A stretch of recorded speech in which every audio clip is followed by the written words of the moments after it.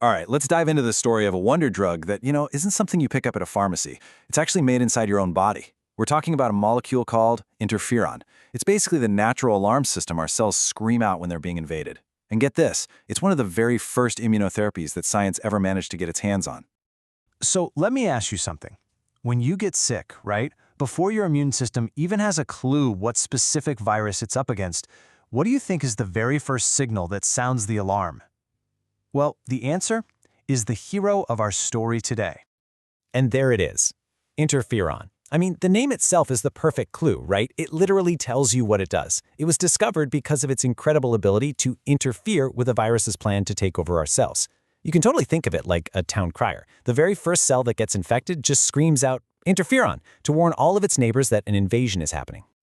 Okay, and this is a really crucial point. When we use interferon as a medicine, it's what scientists call a biologic therapy. Now, what does that mean? It means we're not giving you some simple chemical compound like aspirin. We're giving you a lab-made copy of a big, complex protein your body already makes. And because it's a protein, you can't just swallow it in a pill. Your stomach would see it and go, oh, food, and just digest it, kind of like a piece of steak. And that's exactly why it has to be injected. So the big question is, how did we go from this natural signal that's just happening inside our bodies to a powerful medication that you can get from a doctor?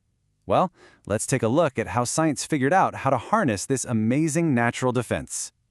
It turns out there are three main types that we use in medicine. First up, you've got interferon alpha. Think of this one as the all-rounder, the jack of all trades. It's made by our white blood cells to fight both viruses and cancers. Then there's interferon beta.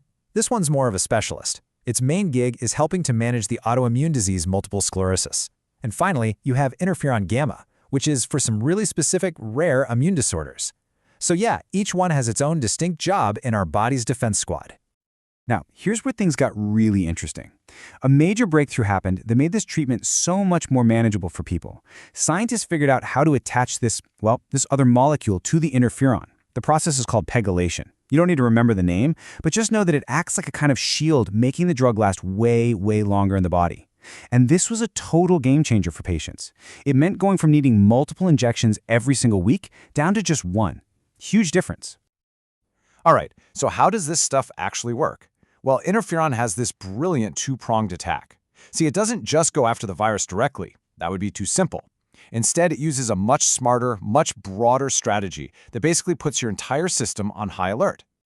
The first part of this attack is all about defense, pure defense. So that first infected cell sends out the interferon signal, right? In response, all the healthy cells around it immediately go into lockdown.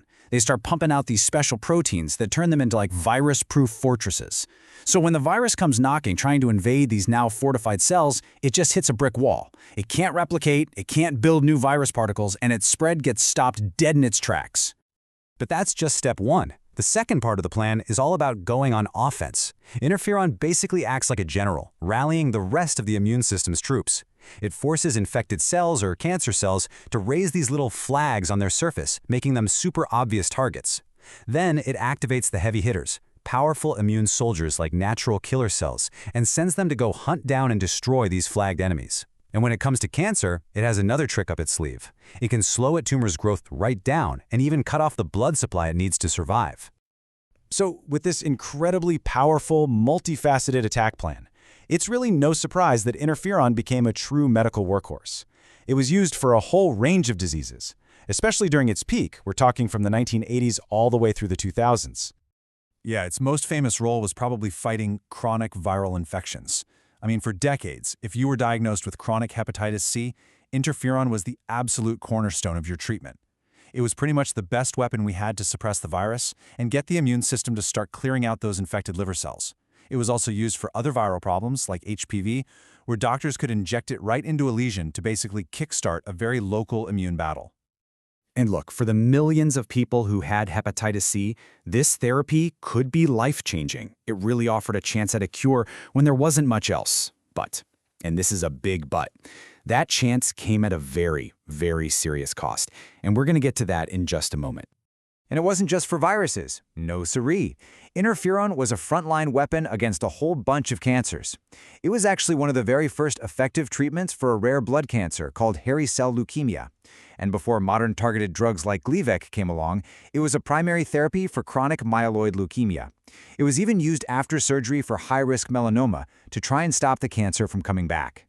And maybe its most enduring legacy is in the world of autoimmune disease. I mean, to this day, right now, interferon beta is still a vital first-line therapy for people with multiple sclerosis. See, in MS, the immune system gets confused and mistakenly attacks the nervous system. Interferon helps to calm down that inflammation, and crucially, it reduces how often people have those debilitating relapses and how severe they are. Okay, so let's recap. This drug was an absolute workhorse, fighting viruses, cancer, autoimmune disease. Pretty amazing. But remember that serious cost I mentioned a little bit ago? Well, it's time to talk about the price of all that power, the absolutely notorious side effects. Yeah, this quote pretty much sums up what almost everyone went through. The very thing that makes interferon work, cranking the immune system up to 11, is the exact same thing that makes you feel terribly, terribly sick. I want you to imagine the worst flu you have ever had. The high fever, the crazy chills, the crushing body aches.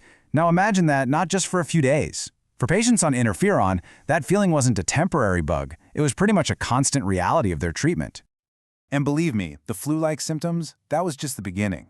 This chart here giving you a sense of just how widespread the impact was. I mean, this was a full-body assault. It's what happens when you artificially keep the immune system on red alert for months or even years. You can see the biggest chunk there, 40%, is that flu-like misery.